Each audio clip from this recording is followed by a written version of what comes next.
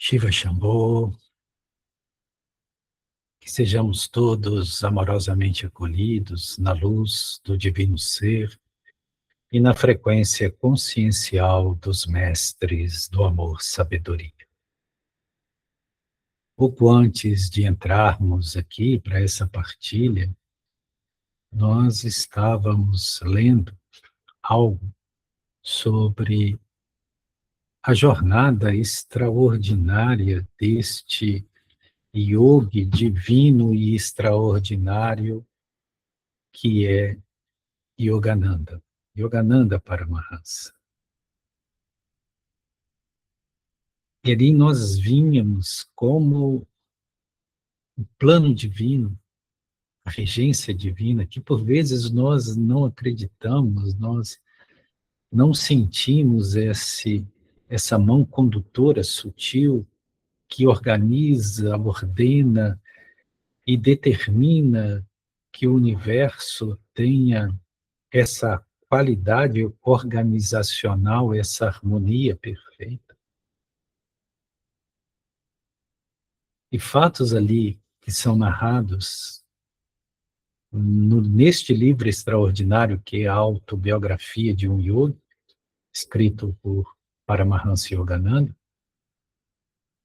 nós vemos como alguns detalhes demonstram, comprovam essa presença divina, esse contato imediato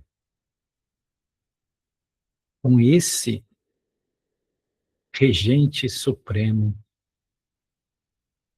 que se manifesta em forma de energia e inteligência. Quando Yogananda era ainda uma criancinha, né, e é interessante isso, que os pais de Yogananda, eles eram devotos de Lahiri Mahashaya. E foi Lahiri Mahashaya quem recebeu diretamente de Mahavatar Babaji o retorno, o ensinamento da Kriya Yoga. Então, os pais de Yogananda, eles eram devotos de Lahiri Mahashaya. E desde criancinha, Yogananda tinha o retrato de Lahiri Mahashaya junto a si, no seu quarto, e várias vezes ele viu Lahiri Mahashaya se projetar com uma imagem para conversar com ele. Inclusive, quando ele nasceu, era criancinha, né? Lahiri Mahashaya colocou Yogananda no colo e vaticinou que ele seria um grande yogi, que levaria o conhecimento de Deus a muitas pessoas no planeta, o que de fato se deu. Mas o que nós achamos assim interessantíssimo, como o plano divino ele estabelece os contatos que nós precisaremos realizar. E principalmente quando nós estamos dentro do nosso Dharma, alinhado com o nosso propósito. Quando era jovem, Yogananda queria muito encontrar o seu mestre espiritual. E ele morava em Calcutá, nessa época, os pais de Yogananda. E ele achou que os grandes yogis estavam onde? Lá no norte, né? Porque Calcutá está no sul. Lá, principalmente em Varanasi, né? Na cidade sagrada de Varanasi. Então ele vai a Varanasi, na esperança de encontrar esse mestre, né? E um dia ele andando na rua, ele vê Shri Yukteswar. E ele na hora percebe que Shri Yukteswar era esse mestre. E ele vai até Shri Yukteswar na rua, encontra na rua. Né? E os dois se reconhecem, né? Tanto Shri Yukteswar reconhece Yogananda como aquele a quem ele deveria acolher como discípulo, como Yogananda reconhece Shri Yukteswar. Mas o que é interessante, os dois estavam em Varanasi. Só que Sri Yukteswar, na verdade, tinha o seu ashram em Sarampore, que é ao lado de Calcutá. E ele só estava em Varanasi para visitar a mãe. Então foi preciso que o Yogananda fosse até Varanasi para encontrar aquele que seria o seu guru, que na verdade morava do lado da sua casa, né, lá em Calcutá, em Sarampore. Né? Então esse contato, né, que, que nos é propiciado, quanto nós temos essa intencionalidade de estabelecer um propósito e uma vida espiritual, ele é adredemente organizado pelo plano divino, que coloca em nossas vidas aquelas pessoas que precisamos encontrar, aquelas circunstâncias que precisamos viver, né? E os lugares em que precisaremos estar, sobre as circunstâncias corretas, com os fins e propósitos adequados. Isso é muito extraordinário e nós deveríamos ter uma confiança absoluta nisso, né? E por vezes nós não temos, né? Nós achamos que nós estamos caminhando a esmo, estamos soltos nesse plano existencial sem que haja uma conduta da mão divina, né? Então, nessa história que nós contamos rapidamente, até a título introdutório, veja a orquestração, porque os pais de Yogananda eram discípulos de Lahiri Mahashaya. Ele encontra Sri Yukteswar em Varanasi. Não sabia nada de Sri Yukteswar, nem conhecia, nunca tinha visto Sri Yukteswar. E vem a descobrir que Sri Yukteswar era discípulo direto do próprio Lahiri Mahashaya, né? E que, da mesma forma que o Mahavatar Babaji passou a Kriya Yoga para Lahiri Mahashaya passou para Sri Yukteswar. E Sri Yukteswar passou para Mahasi Yogananda. E para Mahasi Yogananda veio para a América e divulgou, né, a Kriya Yoga para o mundo todo.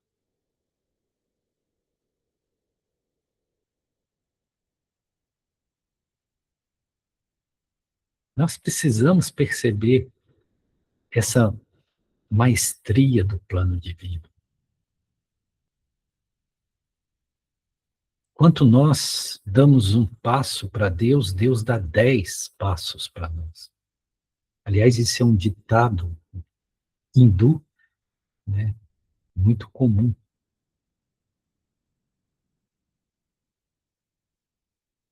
Então, como que é esse aspecto desse contato? Hoje nós gostaríamos de falar um pouco sobre o contato, mas não de uma forma muito convencional, pois que quando nós falamos de contato, ou de seres contatados, nós logo associamos com contato extraterrestre, com seres extraterrestres, porque esse é um termo muito comum dentro da ufologia, tanto a ufologia casuística como a ufologia filosófica e espiritual.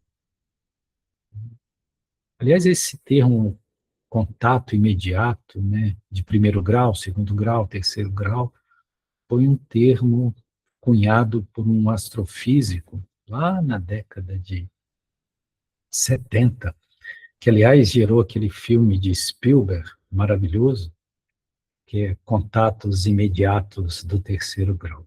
E nós acreditamos que a maioria das senhoras, dos senhores já viu esse filme, ou ao menos ouviu falar, porque ele foi muito famoso, né? Foi visto no mundo todo esse filme de Spielberg, que, aliás, é um filme que prepara muito a consciência planetária para um certo contato, né?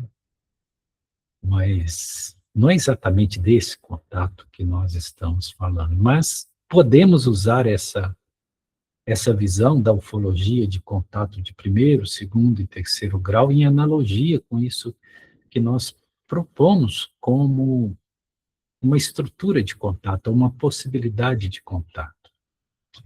Porque o que seria esse contato, esses três níveis de contato, né? E, na verdade, depois se desdobrou, né? Depois nós tivemos até o sétimo grau, né? Dentro dessa visão e terminologia da ufologia, né? Então, nós temos contato de primeiro grau até o sétimo grau, sendo que os três primeiros graus é que era conhecido, ali foi cunhado na década de 70. Isso podemos fazer uma analogia conosco, né, com essas possibilidades de contato em nós. Né? O que é o contato de primeiro grau, que é chamado um contato de primeiro grau? Nós vamos falar só sobre contatos nessa visão ufológica, por enquanto, né, só para depois nós podermos fazer uma analogia. O contato de primeiro grau é o contato de avistamento apenas, né? Quando você vê luzes que se movem no céu, luzes que aparecem, né? Então, esse fenômeno de avistamento, e quase todos aqui já tiveram essa experiência de avistamento, né? Esse fenômeno, ou essa condição de avistamento é chamado de contato de primeiro grau. O contato de segundo grau é quando, além do avistamento, você tem algum efeito físico. Por exemplo, os copsícolos nas plantações, quanto há uma marca que fica de pouso, ou quanto há aqueles desenhos nas plantações de trigo, né, aparecem muito na Inglaterra e também em outros lugares do mundo. Até no Brasil, na região sul, né, aparecem esses desenhos na plantação, né?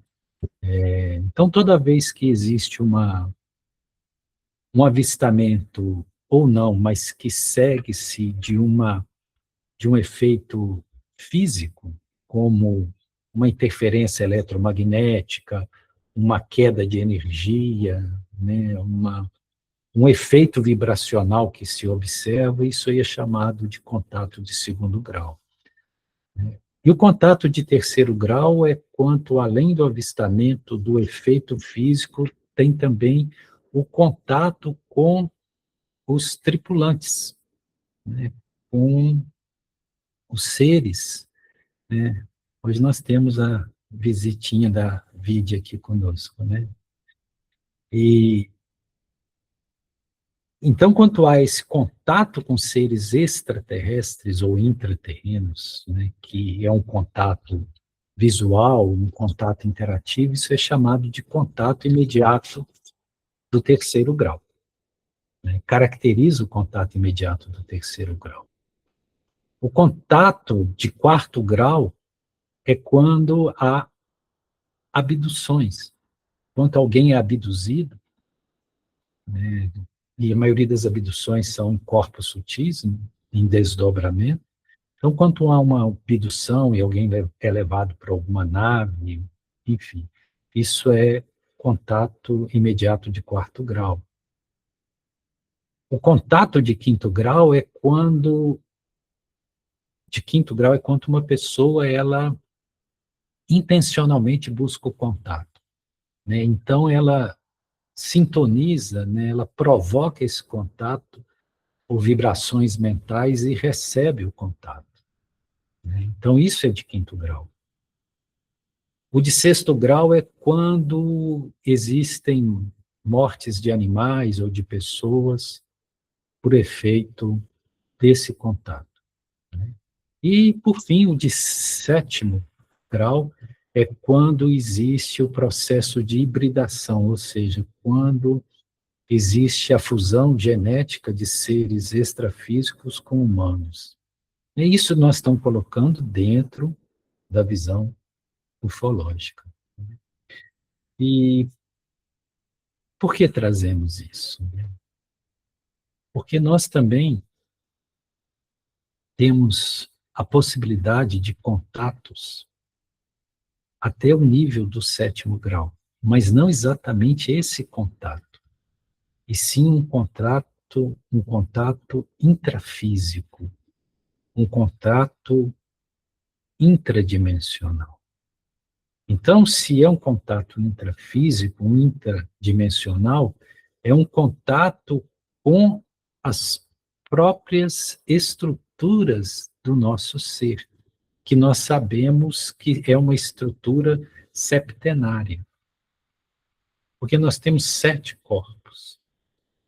Então, nós podemos fazer esse contato até o 7º grau, que seria o último grau, né, que é o corpo átmico, que esse 7º contato, ou 7º grau de contato, seria a realização de Deus, seria a fusão em Deus. Então, nós temos um caminho também de contatos com essas dimensões internas nossas, intradimensionais, né, que são gradativas e que nos leva a esse mergulho profundo que nos permite níveis de contato cada vez mais elevados ou profundos.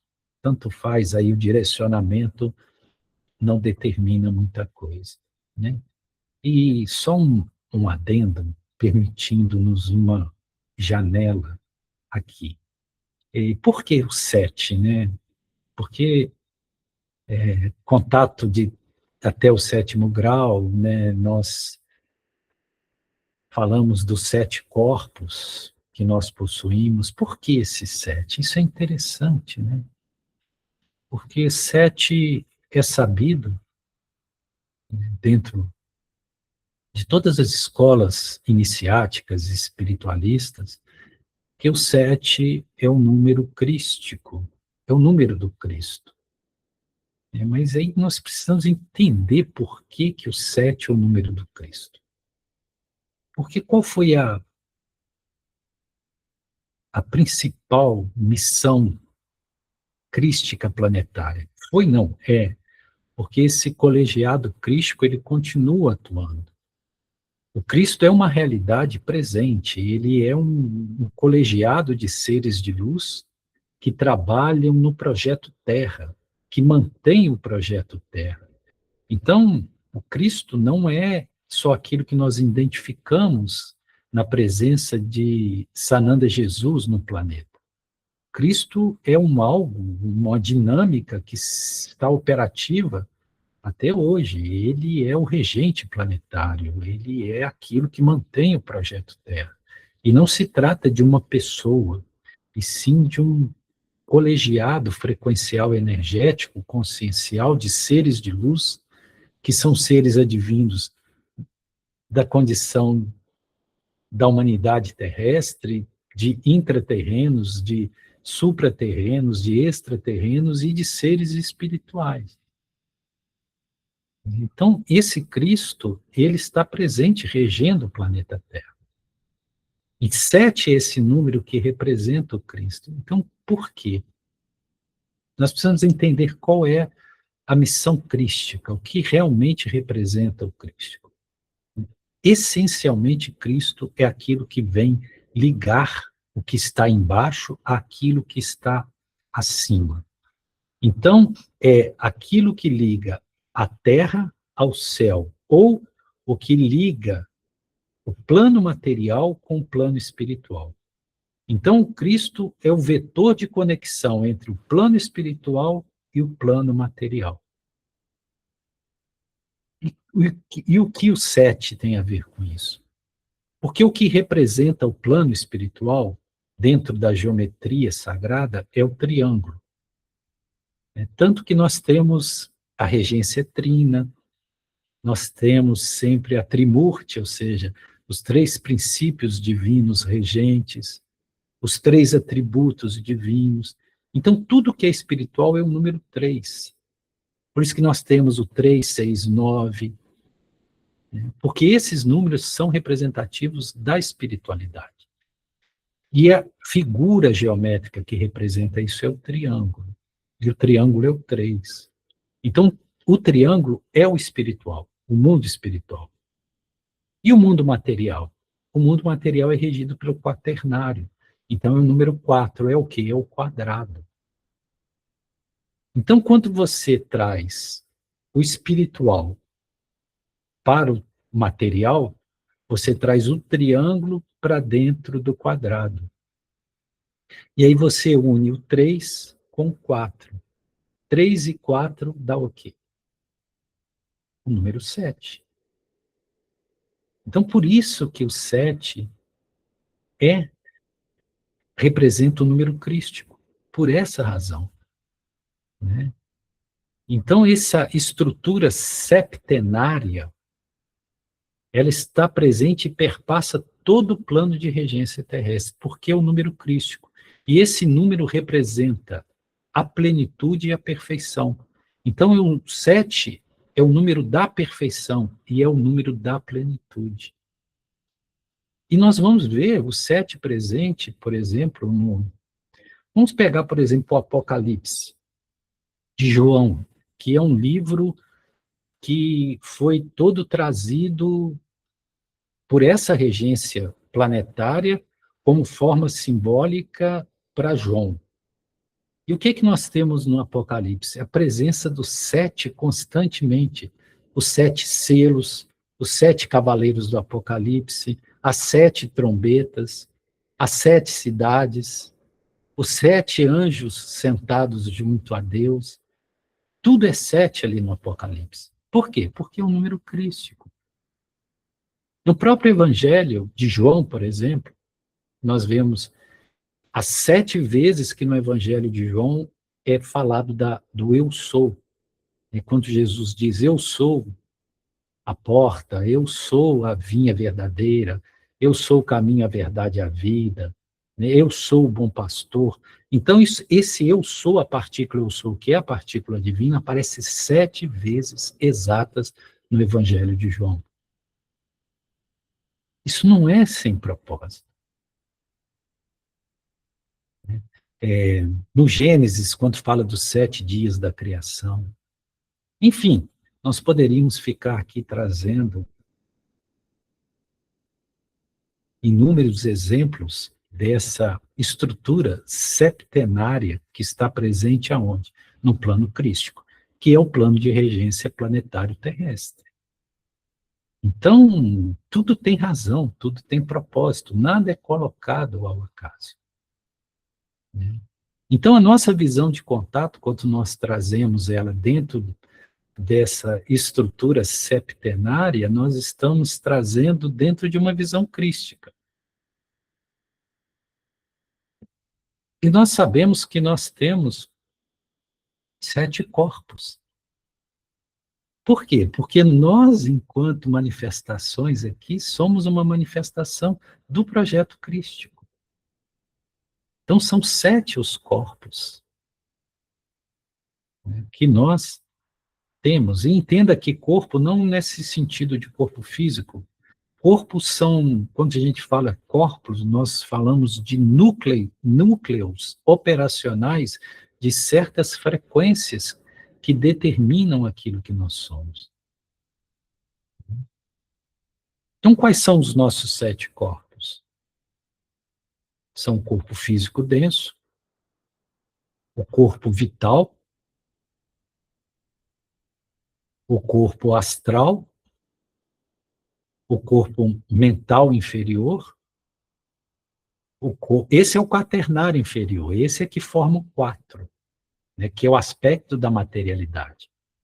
E aí depois nós temos 3 corpos que são de ordem espiritual, o 3 e o 7, o triângulo e o quadrado, presente na nossa própria estrutura. Aí os 3 corpos de ordem espiritual são o corpo causal, ou então o mental superior, que é o corpo da mente abstrata, né?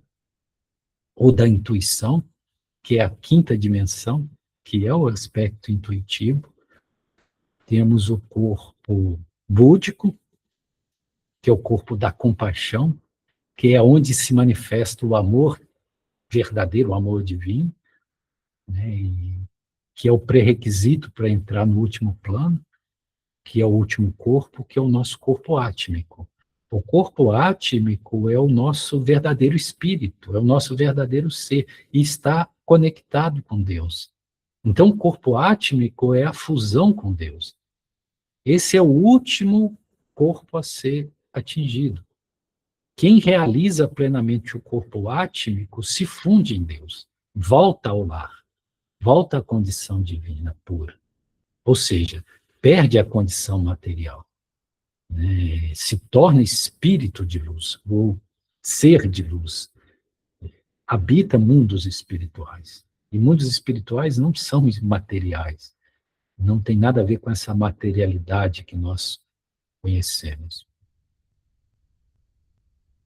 Então, nós temos essa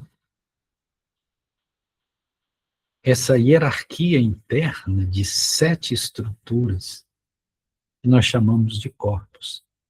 E quando nós nos propomos a falar de contato, não se trata de um contato extradimensional, como nós falamos dessa linguagem do contatos de primeiro, segundo, terceiro, quarto, quinto, sexto e sétimo grau. Não. Nós estamos nos referindo a contatos intradimensional. Ou seja, quando nós conseguimos contatar conosco mesmo. Quando nós vamos contatando os nossos corpos ou os nossos núcleos ou vetores de manifestação. Esse é o contato verdadeiro, né? Que vai nos levando a essa condição de alinhamento que nos faculta ir ascensionando. Porque cada corpo ele está sobreposto, ele vai por um plano, por uma regência ou por uma frequência superior.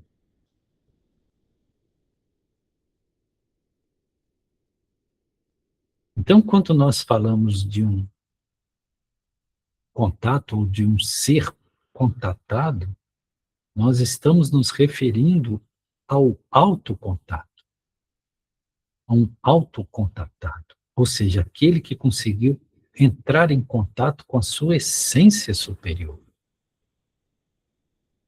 E se você entra em contato com a sua essência superior, você também entra em contato, isso é que é interessante, com os seres espirituais que estão em outras dimensões.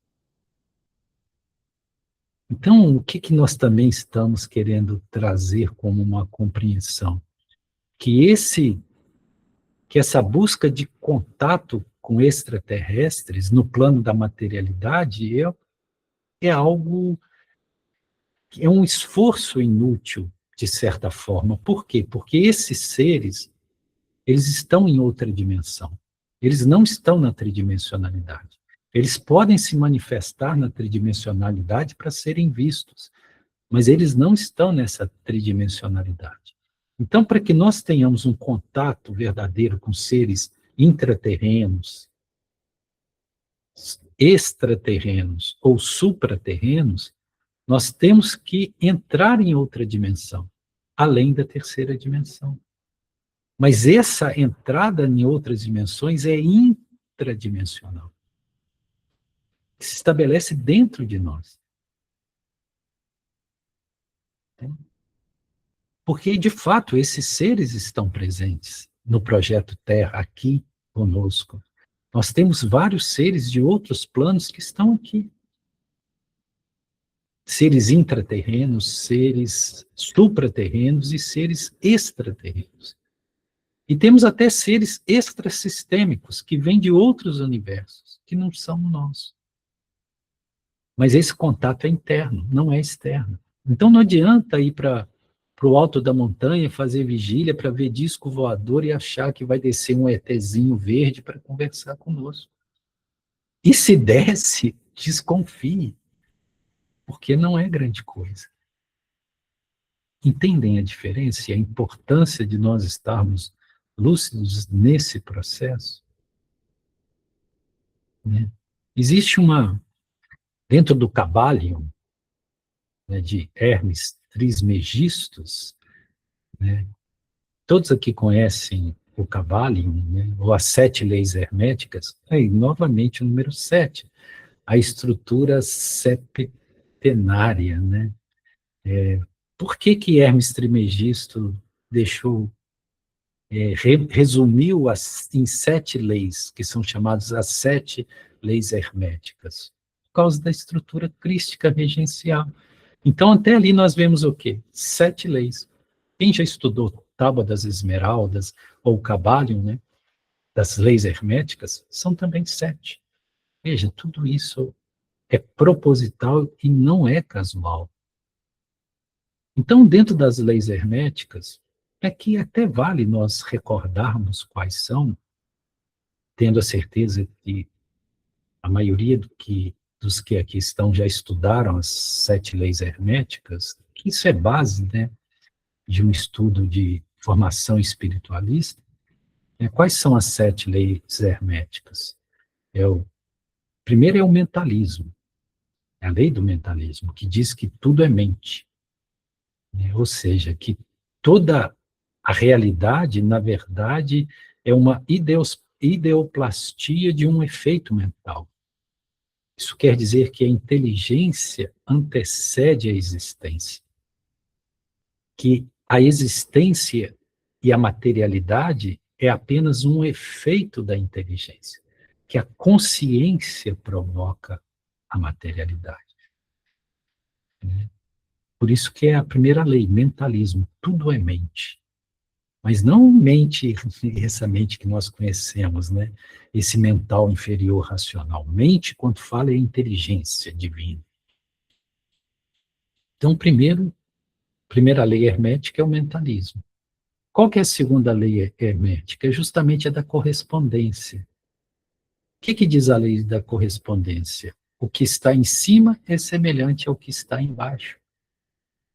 Ou seja, o que está no plano material é semelhante ao que se encontra o que é realidade no plano espiritual é semelhante ao que se encontra no plano material. Ou seja, o plano material é apenas um espelho reduzido do plano espiritual.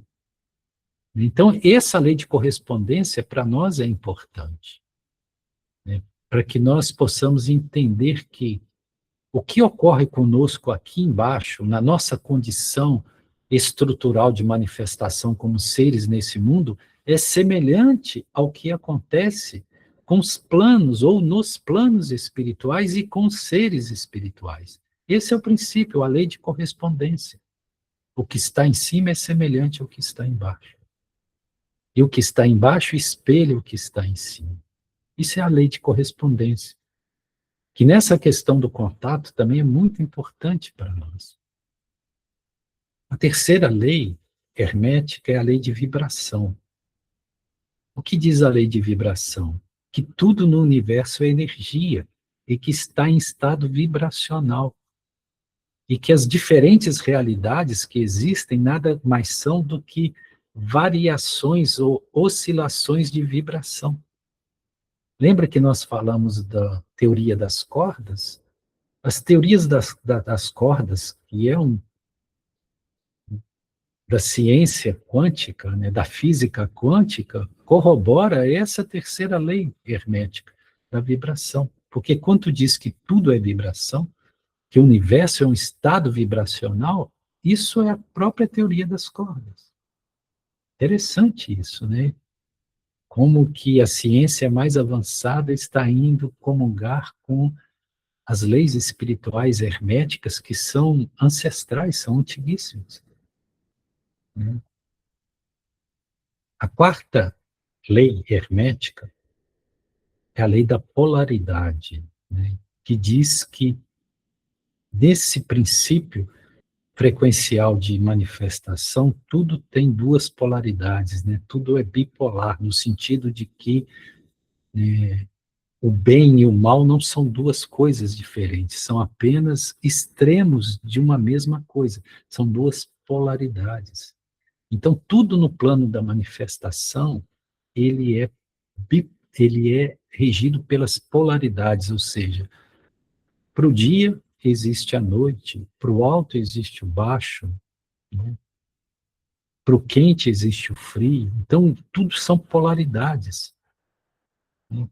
Então, nós somos seres que estamos colocados em condições polares, ou seja, nós, do mesmo jeito que nós vamos por uma frequência de amor, nós podemos, dentro dessa mesma linha, migrar para a frequência do desamor ou do ódio, porque amor e ódio, elas são polaridades de uma mesma frequência, ou seja, são chifres na cabeça do mesmo touro. Então é muito importante nós entendermos a lei da polaridade. Depois a quinta lei é o quê? A lei do ritmo. É que tudo no universo possui um ritmo, isso tem a ver com ciclos.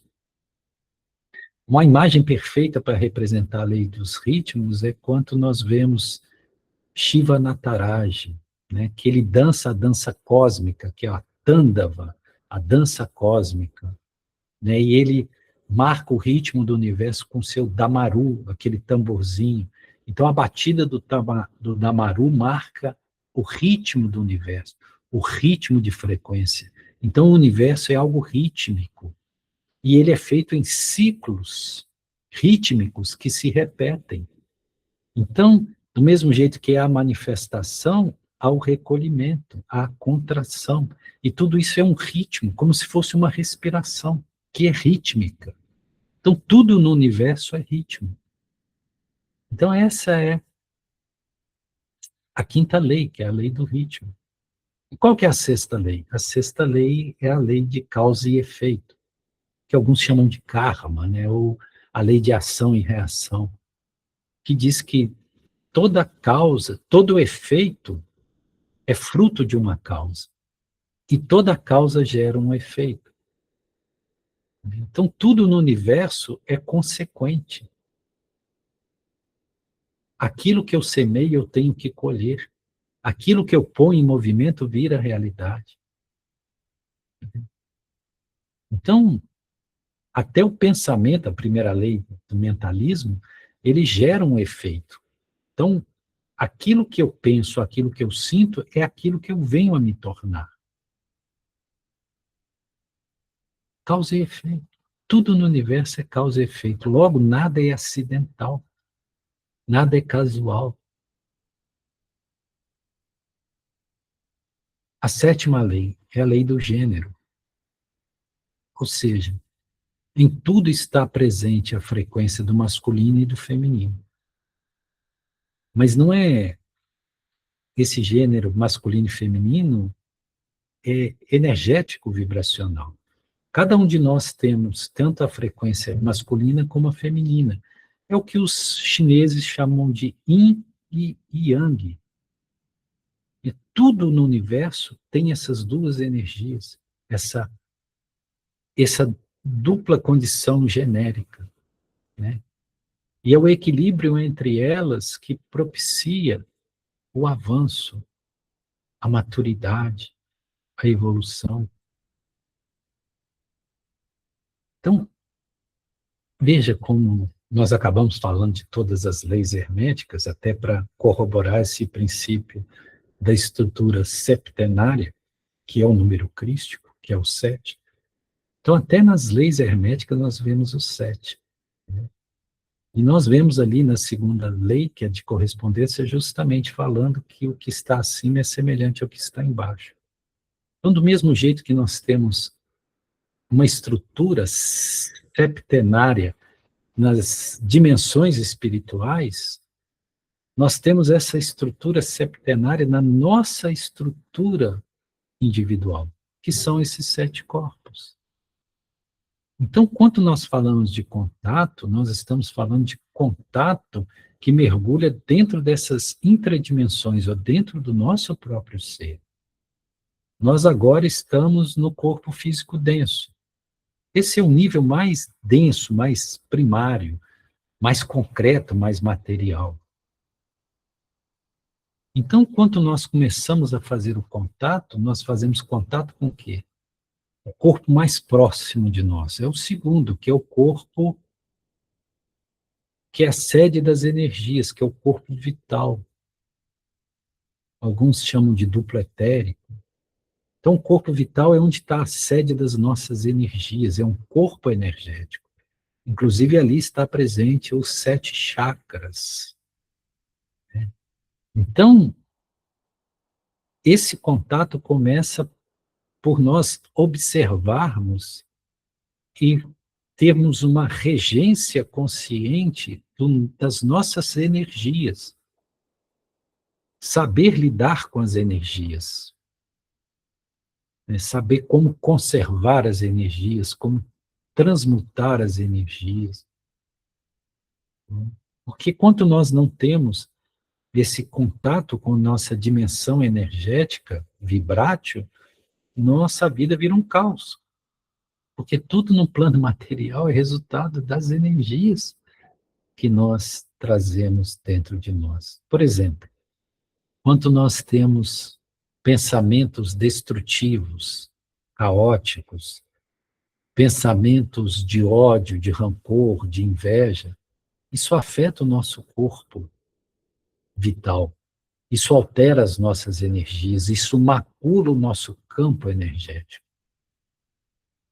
que pode vir a resultar em adoecimento no nosso corpo físico.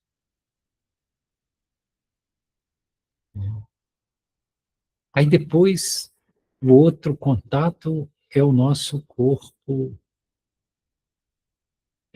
das emoções, sede das nossas emoções, que é o corpo astralino, ou o corpo astral, né? Onde está a sede de todos os nossos sentimentos.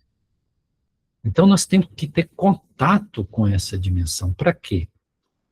Para que nós possamos controlar essas emoções, esses sentimentos, purificar esses sentimentos.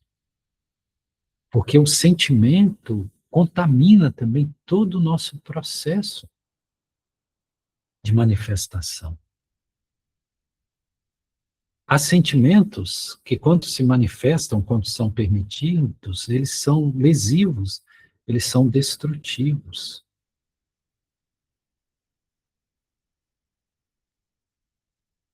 Então, ter o contato com o nosso corpo astral, a nossa dimensão astralina, é importantíssimo. Pessoas que têm o corpo astralino totalmente desorganizado, quando desencarnam, elas vão para onde? Para o astral inferior, ou para o mundo astral, né, que a literatura védica, a literatura espírita chama de umbral.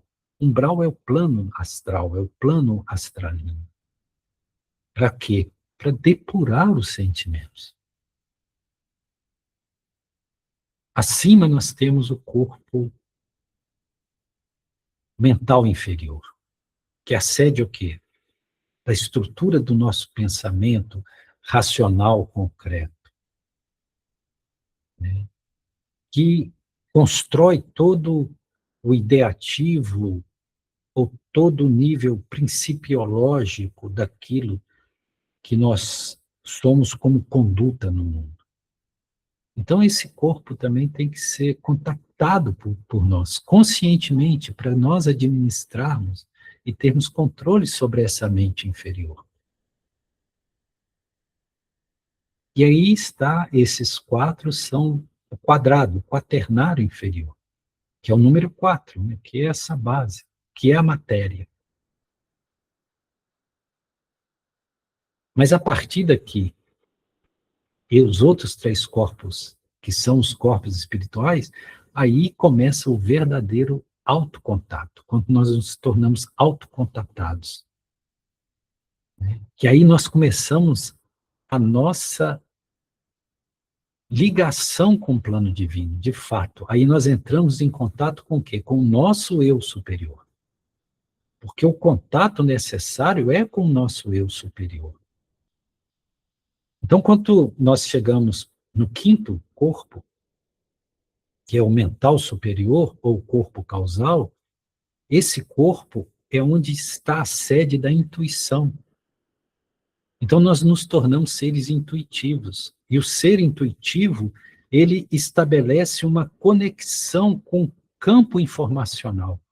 Então, ele não precisa, ele sabe, ou ele tem acesso direto ao conhecimento a partir de uma necessidade específica, porque ele é intuitivo.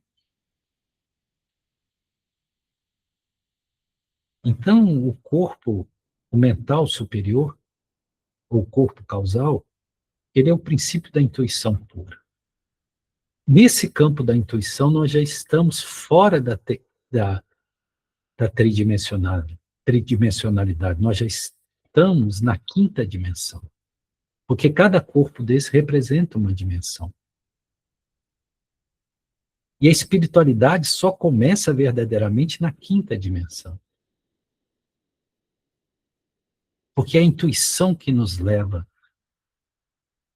a contatar esses planos superiores.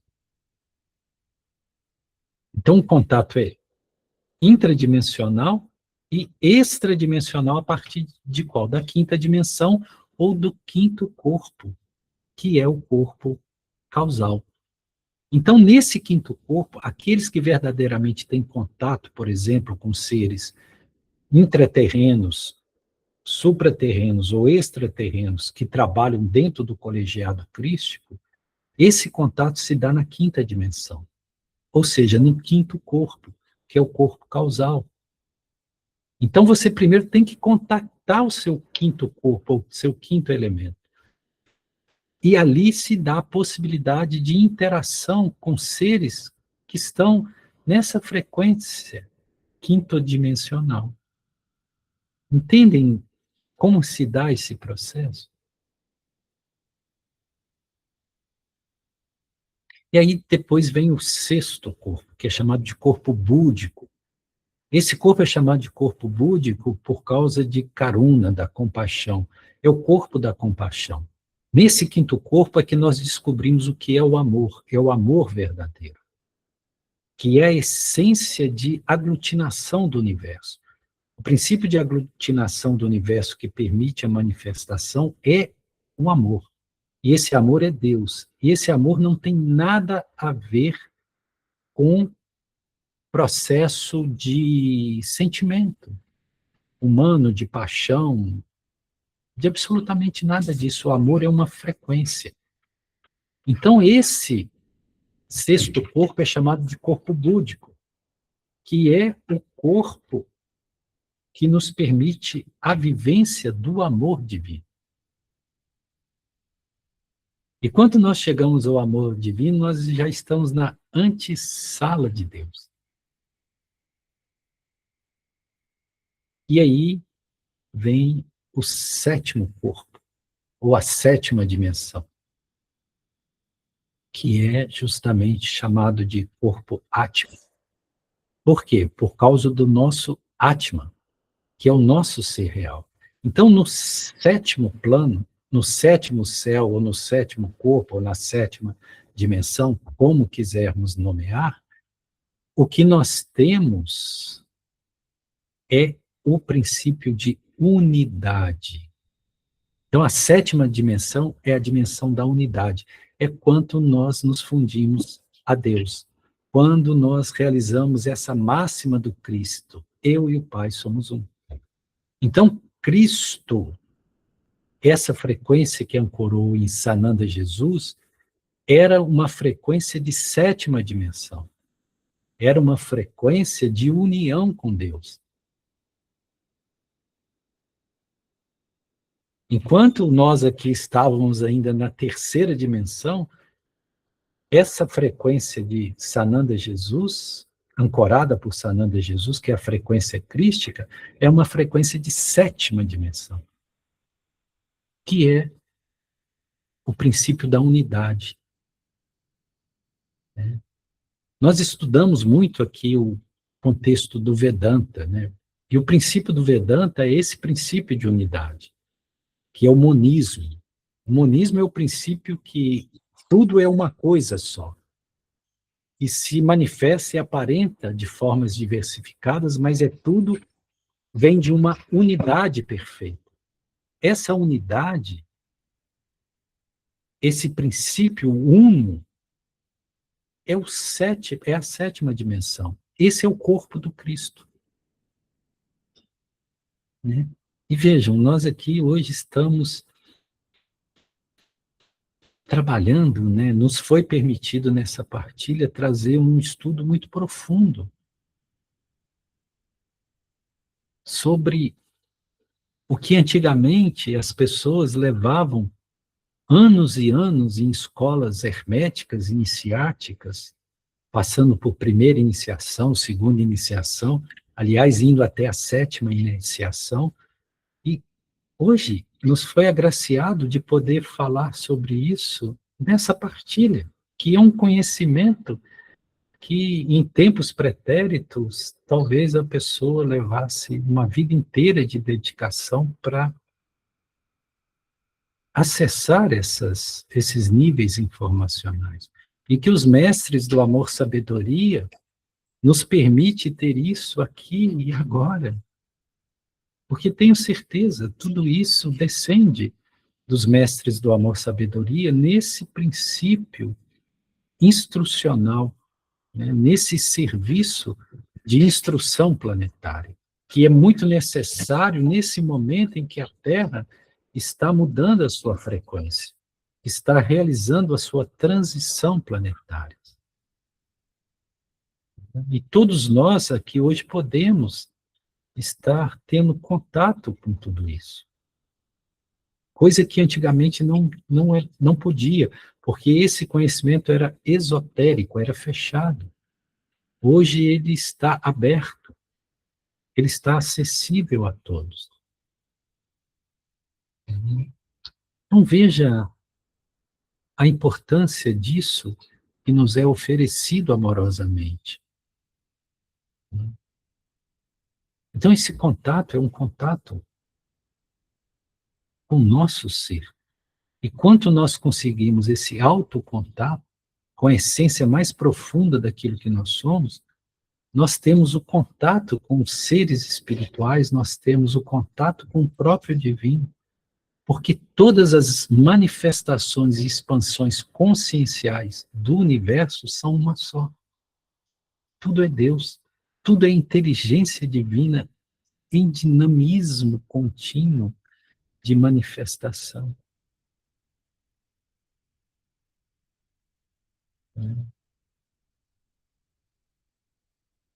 É isso. Nós já até nos prolongamos excessivamente, né, mas foi produtivo, né, isso que foi trazido para todos nós aqui, hoje, nessa partida.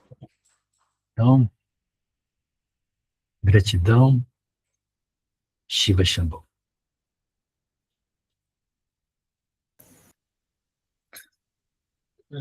Dando boas-vindas às pessoas que chegaram depois. Boa noite, Luciana. Boa noite, Maria Luciane. Boa noite, Maria Raimunda. Boa noite, Maria do Rosário. Boa noite, Maria Selma. Boa noite, Rosa Firmina. Boa noite, Fernanda. Boa noite, Claudinha. Boa noite, Ana Lu. Boa noite a todos. Hoje, nessa condução, nos permitimos que possamos fazer as perguntas relacionadas ao tema, e quem quiser levantar a mãozinha e já se dirigindo para fazer a pergunta. Eu já me coloco diante e já me pergunto também ao Gaian, para, assim, nessa questão do contato ascensional, essa diferença do contato ascensional individual e coletivo, como se dá? Então, Elias, meu querido, esse contato ascensional, ele pode ser feito por um grupo. Por exemplo, nós aqui somos um grupo. Então, existe um impulso grupal. Existe um frequenciamento que permite e faculta esse contato. porque existe uma egrégora, existe uma consciência grupo que se forma. E dentro dessa consciência grupo, existe a formação do campo, existe um campo. Esse campo, ele é um facilitador, ou ele é um interagente que permite que nós possamos acessar partes cada vez mais profundas. Mas de quem? De nós mesmos. Entende? Então, o contexto grupal, ele cria um campo informacional e vibracional que facilita o contato, mas o contato, ele é individual, no sentido de que ele se dá naquilo que eu sou, e não naquilo que o outro é. Entende? Então, o Gaian está aqui, o Elias está aí, a Maria Selma está ali. Cada um de nós vai ter o nosso contato. Talvez em níveis diferentes, mas a energia do grupo, né? O campo que se forma, congregacional, e aliás era isso que Sananda Jesus chamava de eclésia, e que foi traduzido por São Jerônimo, né, equivocadamente por igreja, quando ele fala, Pedro, tu és pedra, e sobre essa pedra edificarei a minha eclésia, e foi traduzido por igreja, a minha igreja, está errada essa tradução. Eclésia não é igreja, não é instituição, igreja no sentido de instituição. Eclésia significa isso que nós estamos falando. É a criação de um grupo consciencial, onde todos nesse grupo estão focados e alinhados no mesmo princípio, e dentro dessa eclésia se cria um campo, e esse campo é um facilitador para que cada um, dentro do seu processo individual, possa despertar espiritualmente e possa ascensionar. Então, o efeito da eclésia é muito poderoso. Por isso que Sananda Jesus falava que era necessária a formação da eclésia. É isso também que é entendido como evolução grupal, no sentido que todos aqueles que estão nesse grupo, eles são beneficiados com impulsos evolutivos. Mas a realização é individual, não tem como ser grupal. Os efeitos que são operados na Maria Selma é diferente do que são realizados em você, Elias. Entende? Por quê? Porque vocês são estruturas conscienciais distintas e autogestoras do seu próprio universo. Entende? Então, o princípio de eclésia é fundamental. Porque quando você está numa eclésia, você é potencializado. E é disso que Sananda Jesus estava falando, da eclésia. Não de igreja como instituição. Né? E quando ele fala, Pedro, tu és pedra, que aliás o nome de Pedro não era Pedro, era Simão. Ele chamou Pedro de pedra, porque Pedro, né, vem de pedra, né, significa pedra. Isso é um epíteto que Jesus deu para Simão. Por quê? O que significa pedra? Pedra significa um fundamento. Aquilo que dá sustentabilidade para uma estrutura. É por isso que lá no tempo de Jesus falava da pedra fundamental de uma construção. A pedra fundamental do templo. Então, pedra é fundamento. Então, quando ele fala, Pedro, tu és pedra, ele está falando, Pedro, tu és o fundamento quando você está dentro da eclésia. Entende? Aí nós, na nossa tolice, entendemos isso, que Jesus está falando que Pedro seria o primeiro papa de uma igreja. Não tem absolutamente nada a ver com isso. Né? Então, o contato é individual, gente, não tem como ser coletivo. Mas o coletivo, o grupo, ele é o fator que potencializa e beneficia aqueles que estão numa eclésia verdadeira para fazer este mergulho dentro dessa autopercepção e autocontato. E é exatamente isso que nós estamos fazendo hoje nessa partilha. É exatamente isso. Né? É isso aí.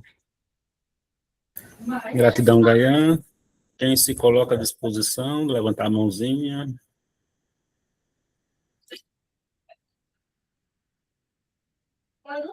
Posso sugestionar. Outros?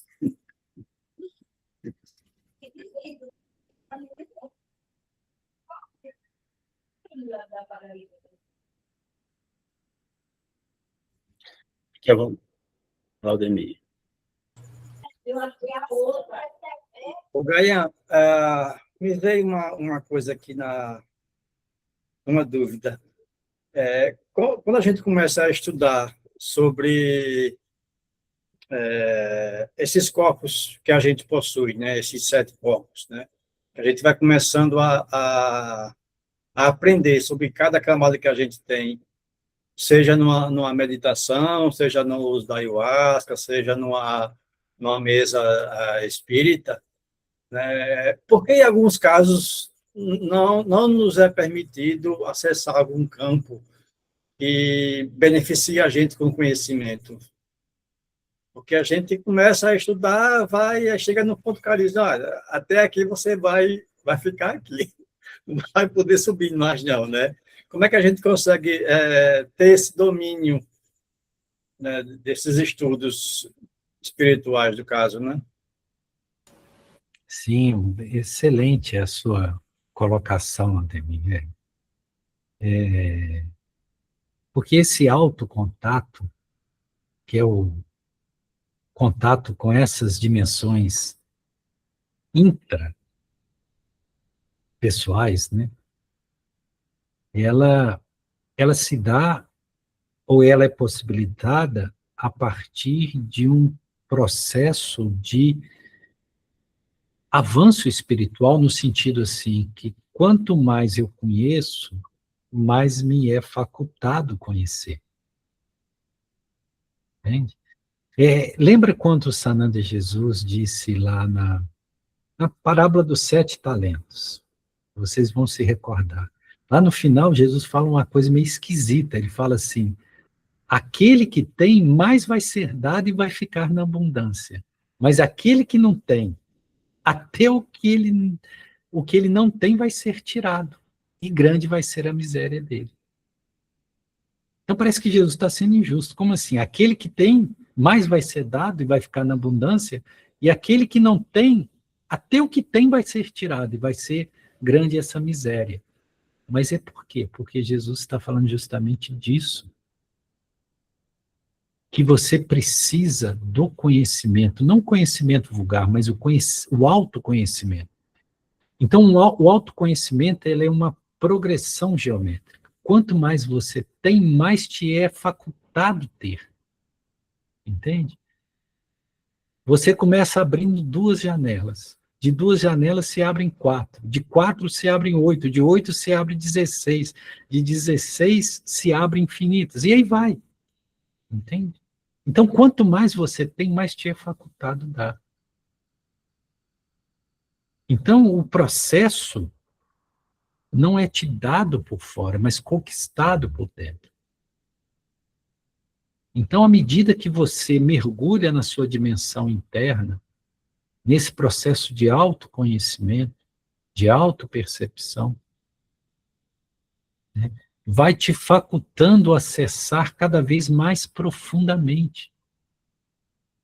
E quanto mais profundo você vai, mais você acessa dimensões, mais você acessa essas estruturas septenárias que estão presentes em nós e também no plano da criação crística, que é o projeto Terra. Entende? Por isso que o 7, esse número é muito importante, porque o projeto planetário, projeto Terra, ele é regido por 7 camadas, né?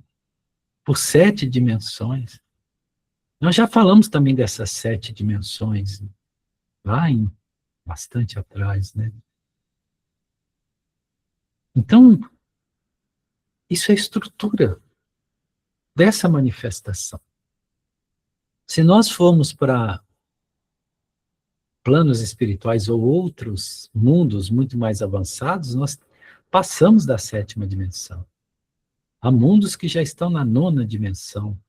Tem outros que já estão na 12ª, entende? Porque Deus é infinito. Então, é infinito também o crescimento e o conhecimento. Quanto mais você conhece, mais você tem para conhecer e mais te é facultado conhecer. Entende? É uma porta que tem entrada, mas não tem saída, porque ela é infinita. E quanto mais você desce, mais você sobe. Entende? Então, às vezes, é uma pessoa que está num processo de despertar muito preliminar, às vezes ele não consegue passar do quê? Do plano astral. Veja quantos espíritos, nós chamamos de espíritos, que não são espíritos, na literatura espírita chama de espírito, por isso que nós estamos usando esse termo, em coerência com a literatura espírita e com as designações ali presentes, quantos espíritos, entre aspas, estão presos aonde? No mundo astral. Né? Se nós pegarmos cidades espirituais, ou por exemplo, nosso lar, ainda está no mundo, no umbral, só que é um umbral fino, mas ainda é um umbral. Tudo que é umbral é plano astral, é dimensão astralina. Entende? Então, isso é apenas um plano dimensional. Então, às vezes, nós conseguimos chegar só até ali. Por quê? Porque nós ainda estamos muito materializados, né? Muito densos ainda. E à medida que nós vamos sutilizando nossas vibrações, isso vai se... Porque é uma questão vibracional mesmo. O corpo físico é a parte mais densa. É a mais grosseira. Né? E quando nós pegamos o 7º plano, a 7ª dimensão, ou corpo átmico, isso é vibração divina, é vibração sutilíssima, que não tem como ser percebido aqui na 3ª dimensão. Entende, Claudemir? Então, assim, nós estamos num processo ascensional. E quanto mais você mergulha na sua autopercepção, no seu autoprocesso de despertar e expandir consciencialmente, mais você sutiliza e mais você vai acessando esses planos. Né? Então, aquele, por exemplo, que estando encarnado e acessa a 5ª dimensão, ou corpo causal, ele entra no processo da intuição. Então, ele se torna um ser intuitivo. Então, o ser intuitivo, ele consegue acessar o campo informacional, regencial. Então, ele não precisa mais do esforço da busca do conhecimento concreto, ele acessa diretamente. Vamos chamar da biblioteca cósmica, se podemos assim chamar. Que a intuição é isso. Entende? Aí, se você passar da 5ª e for para o 6º, você vai entrar num amor puro, que é a compaixão, é o plano búdico, que é o seu corpo búdico. E nesse plano, você fica extasiado. Aliás, é muito difícil você conseguir ficar no planeta se você tiver frequenciado na 6ª dimensão. Você desintegra, você não consegue ficar aqui. Muito difícil. E Sananda, Jesus conseguiu ficar aqui frequenciado pela 7ª dimensão, que é o plano de união com Deus. Quando ele falava assim, eu e o Pai somos um, ele não está falando em alegoria, não. Ele estava dizendo de uma realidade.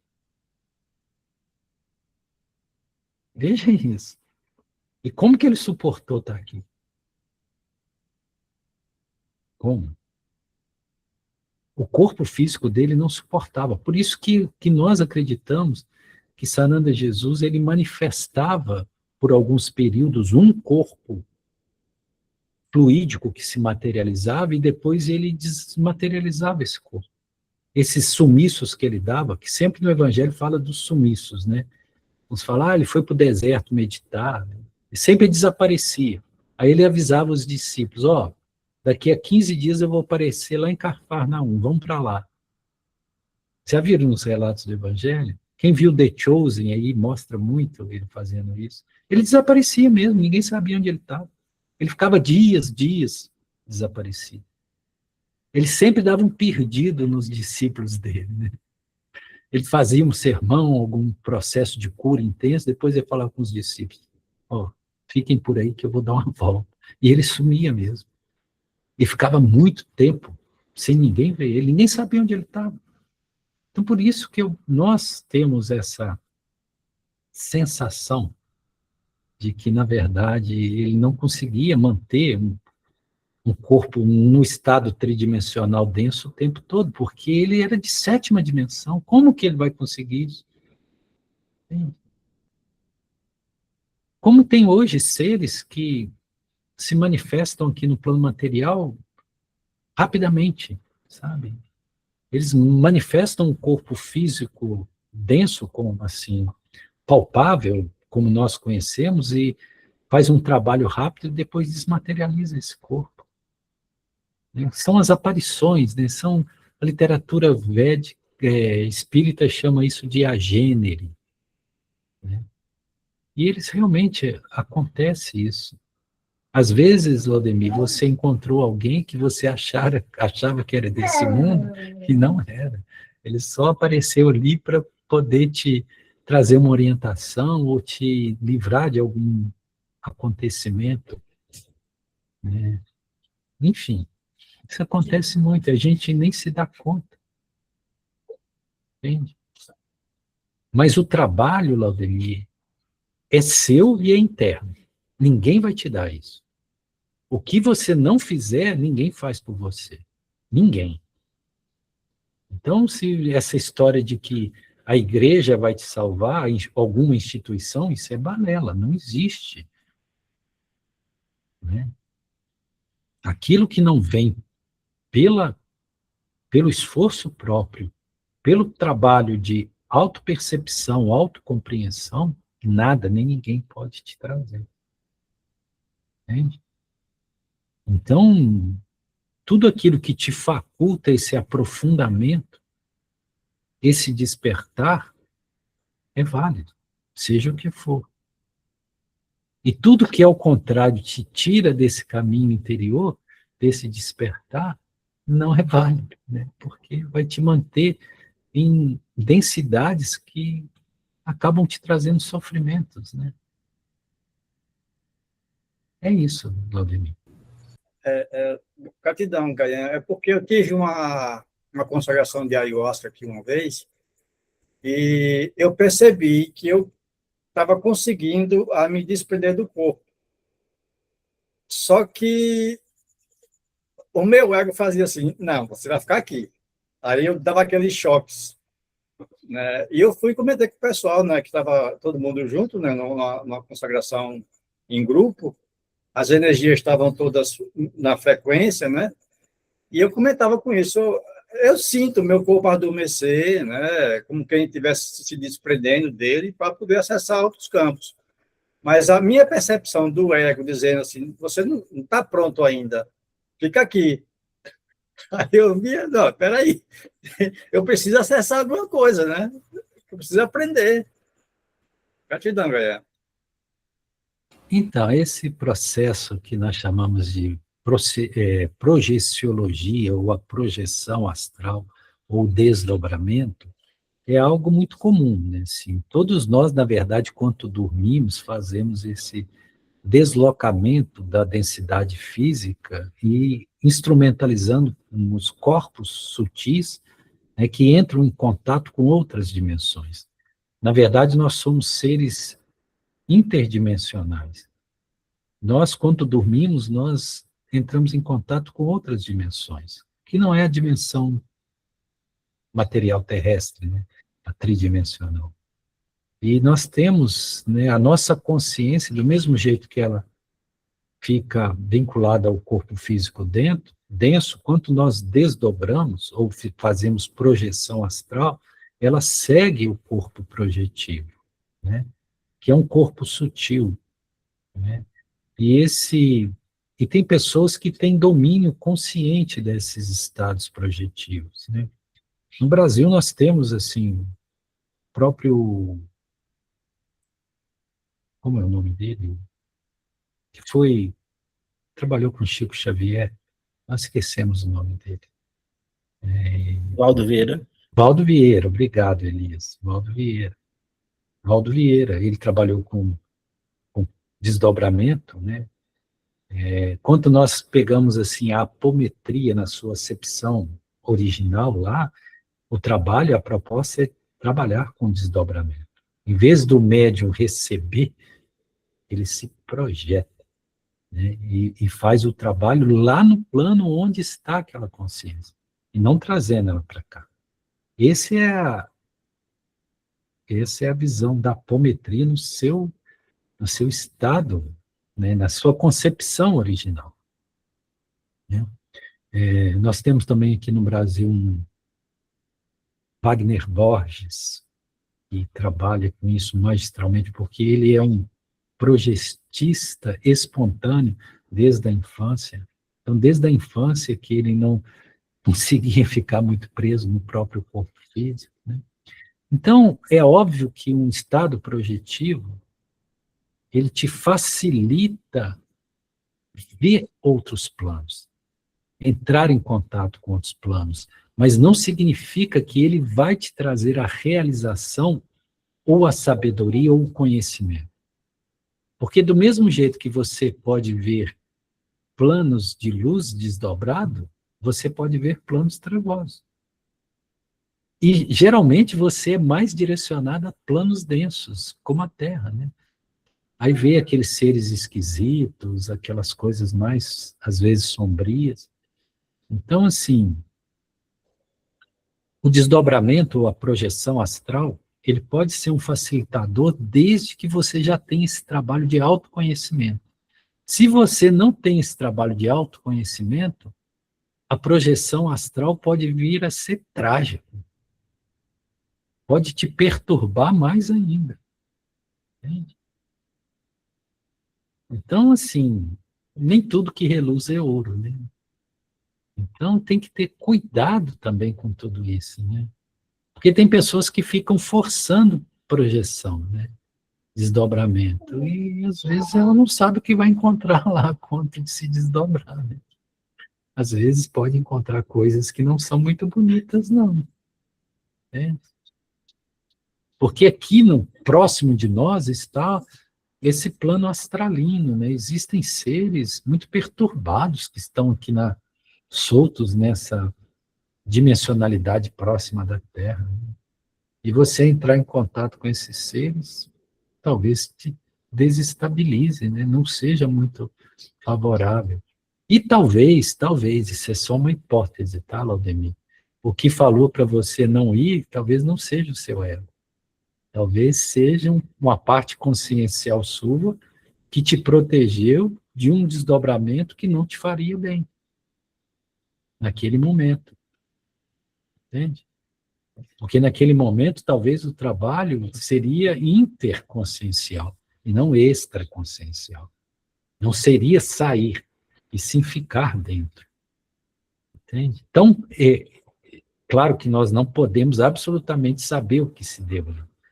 Então, há a possibilidade que deveria ser considerada por você, e talvez essa voz que disse para você não sair, pode não ser o ego, pode ser a sua consciência superior, ou mesmo um instrutor que estava ali próximo a você, entendeu? Porque talvez o trabalho que você precisasse fazer não era fora, era dentro.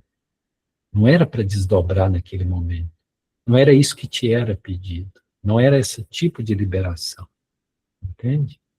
E se você está num trabalho que é protegido pela espiritualidade maior, a tendência é entender que o que acontece ali tem essa proteção desses seres que conduzem o trabalho.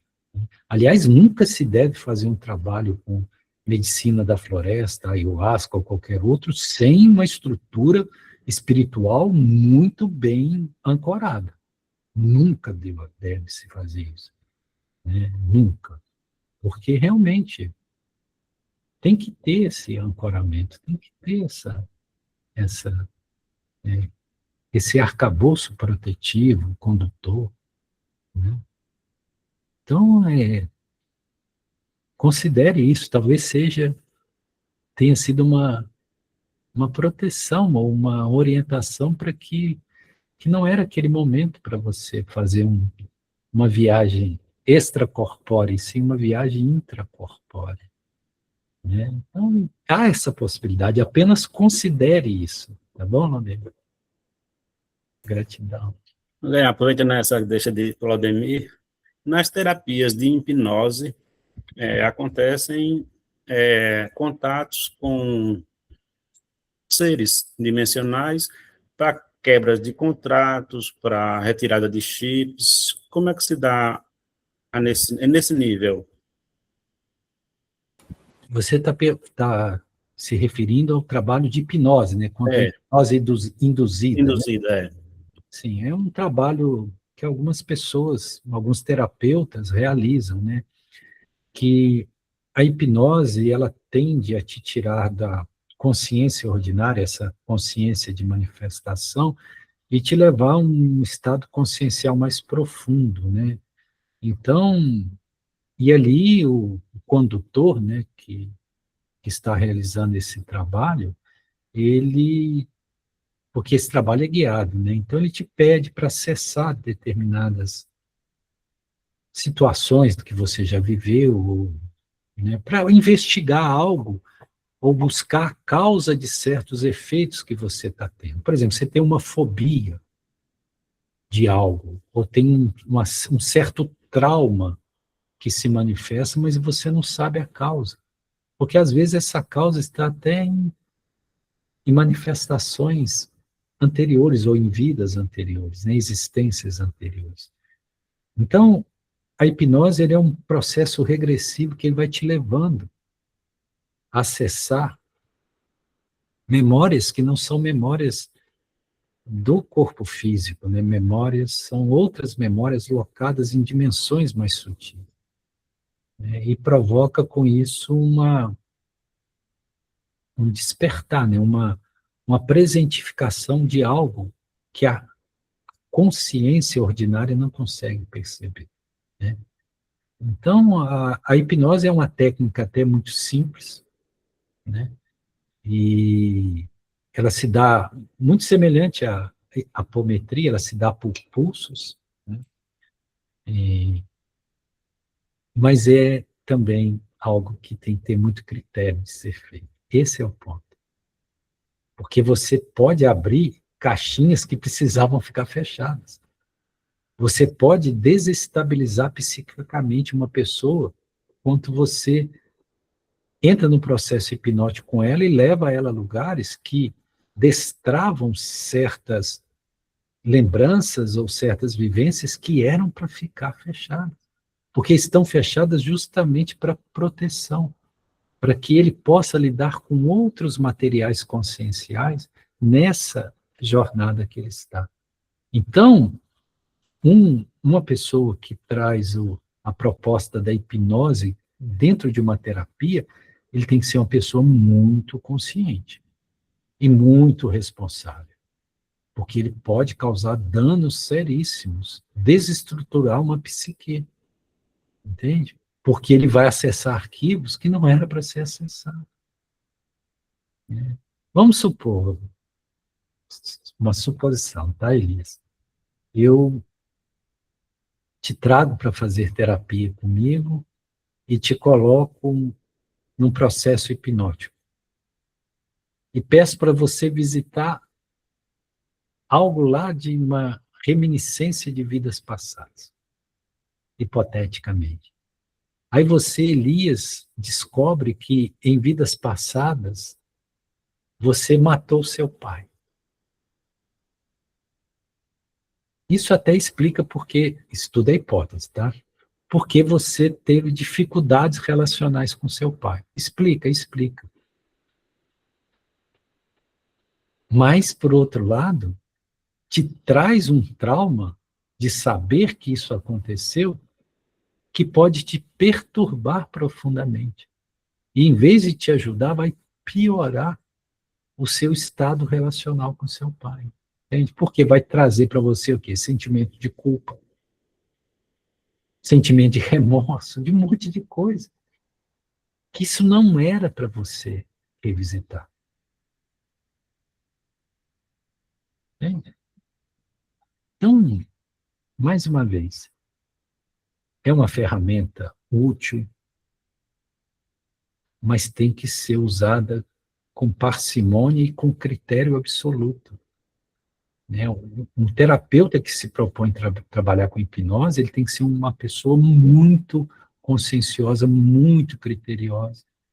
Tem que saber quando pode fazer isso, de que forma, porque senão gera uma bagunça. E o que mais nos impressiona é que tem pessoas, por curiosidade, procurando alguém que tenha técnicas de hipnose para fazer regressão, e não sabe o que pode causar isso. Quantos danos isso pode causar. Então, mais uma vez, né? Cautela, né? Bom senso, responsabilidade, tudo isso é fundamental, né, Elias? Mas que essas técnicas, elas existem e são eficazes, são. A hipnose é uma técnica muito eficaz para acessar campos memoriais que estão não presentificados na consciência ordinária. Sim. Gratidão, Dayana. São 8h50, ainda dá tempo mais uma perguntinha para passarmos para a Cláudia fazer as considerações finais. Alguém se propõe a contribuir? Maria Selma. Não, boa noite a todos, né? Nem tanto perguntas, porque, assim, na fala do Elias, do Aldemir, foram vindo muitas respostas, né, que a gente se faz no dia a dia. Eu só estou descobrindo que, ao longo da minha jornada, eu sempre fui e o que eu sou, né? Lembrando também que é necessário renúncias, né, de muitas coisas, e a gente acaba descobrindo que não precisa carregar, não precisa levar, para se sentir mais leve, para estar aqui e dizer dessa egrégora que é um grande aprendizado de autoconhecimento mesmo. Eu fiz um mini curso de massoterapia, e aí, no final das contas, quando eu comecei a exercer, algumas pessoas vinham pedir benzimento, vinham pedir cura, e aí eu me assustei, né? Me assustei, não sabia que era tudo isso, e me afastei. Me afastei exatamente para estar aqui, aprendendo, né, descobrindo uma outra versão da Selma, que ao longo da jornada, hoje o professor Gaião falando aí sobre o espelho, né, do que há mais além do que há aqui, então é muito verdadeiro, é muito verídico essa percepção. E também falar de uma experiência, porque na quarta-feira eu não assisti, né? E aí fui assistir depois e foi muito interessante que quando eu entro numa meditação, rapidinho eu vou embora, né? E aí eu só assistindo a live, de repente fui embora. E aí, lá por umas tantas, eu comecei a sentir muitas dores de cabeça e dentro da visão, eu era intuída mostrar o que que eu tinha, o que que eu estava sentindo. E aí, como voltar? Eu estava só assistindo a live, como voltar. E lá eu lembrei de fazer um sinal de voltar. Quando eu voltei, eu sabia o que era que estava me prejudicando, a dor de cabeça, e fui lá e fiz exatamente o que, enquanto eu estava lá, fui recebido. E foi de cura. Então, assim, para dizer desse sentimento da gente começar a se autoconhecer, se autoavaliar e se autocuidar mesmo, né? Essa autocura. Muita gratidão mesmo, porque é tudo isso. Cura física, emocional e espiritual também. E aí aqui é só para dizer que a cada dia eu vou confirmando que eu sempre estive aqui, né? Sempre estive. Só não tinha esse conhecimento mais profundo, como diz o professor. É isso, gratidão a todos. Gratidão a você, viu, Maria Céu, por tudo, pelo seu partilhar, pela sua presença aqui. E é exatamente isso. Você sempre esteve aqui. Aqui não é esse aqui, é o seu aqui. É exatamente isso. Gratidão, viu, minha querida? Maria Luciane, é Luciane e Luciane, eu fico na dúvida. Não, é Maria Luciane mesmo. Gratidão pela oportunidade de esclarecer. Raramente chamam Luciane, mas aí eu vou deixando, porque às vezes eu canso de corrigir, sabe? Mas foi bom você ter perguntado. Pois então, assim, eu gostei muito. Eu não estou conseguindo, assim, vir para cá com a frequência semanal, mas sempre que eu posso, eu digo, opa, olhei para o relógio hoje, aí eu digo, epa, vou entrar. E foi exatamente assim no mantra, né? Então, eu tenho um respeito e tenho uma conexão. E quando eu vi lá o tema de hoje, né? Contato, né? E aí, enquanto eu ouvia o mantra, né, que é um mantra assim, bem que a gente, para mim, só me vem a Mãe Kuan Yin, né? Porque foi a partir dela e com ela, e nos estudos com ela, que me veio me foi apresentado esse mantra. No período da pandemia também a gente fez um estudo com as cartas de Cristo, e no estudo a gente desenhava muito, e exatamente veio a imagem da flor de lótus. Então, durante a meditação hoje, novamente apareceu, não no papel, né? Mas na minha mente, a flor de lótus de cima. Foi muito bom a meditação de hoje. Eu vi a flor de lótus aberta de cima e como se meu corpo fosse o caule, né?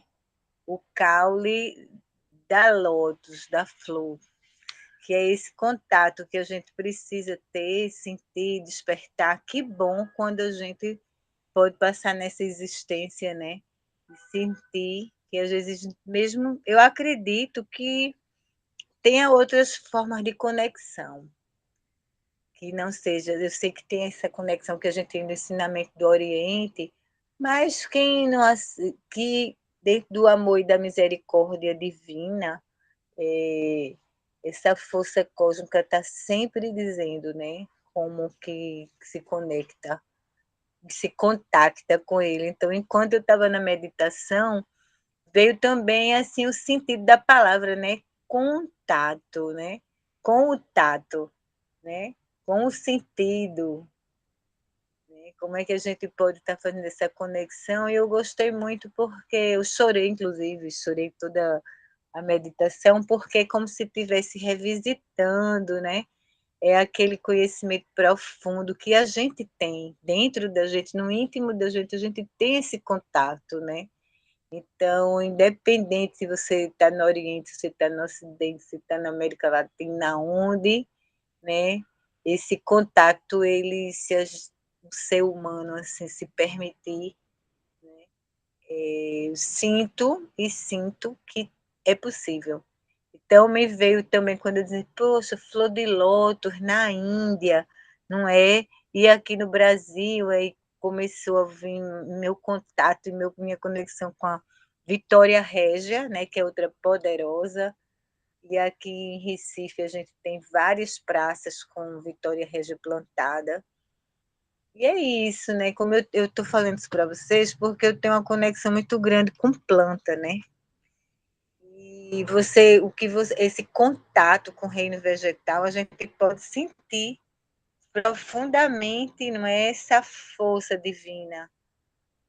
Eu aprendi também assim que as estrelas, que elas estão lá no céu, né, mas que por que as plantas dão flores, né? Se a gente olhar direitinho, cada flor é uma estrela, né? E eu achei muito bom quando Gaian falou também das leis, né? Foi uma revisitação e relembrar, né? Relembrar, então, assim, contato. Esse o tato do sentir, né? A gente sente profundamente assim no meio do peito, né? Esse amor divino mesmo. Então, me revigorou, porque depois de uma semana de trabalho, né? A gente poder na sexta-feira fechar com essa profundidade que é uma leveza, mas que está dentro, né? Sempre assim, aonde é que está? Onde é que está? Onde é que está? Está dentro. Isso tem vindo muito nos grupos que eu tenho participado, na yoga, né? Que é a mania que o ser humano tem, ai meu Deus, ai meu Deus, ai meu Deus, aonde que Deus está, e que Deus é fiel, e a gente está onde, essa agonia toda, e Deus está sentado no trono, né? Como é todas essas crenças, mas que, meu Deus do céu, quando a gente se aquieta, vê que ele está bem dentro, né? Que a solidão pode passar, né? Ninguém está só, mas é preciso fazer esse contato, né? Não? Sentir esse contato. Então, gratidão, viu, Gaian, por essa inspiração de trazer essa temática hoje. Namastê. Gratidão, Maria, Luciane. Gaian?